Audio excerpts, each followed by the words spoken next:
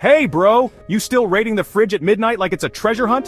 Newsflash. The fridge ain't a portal to another world! Step 1, close that door! If you open it one more time, expect a ghost of your past diet to slap you.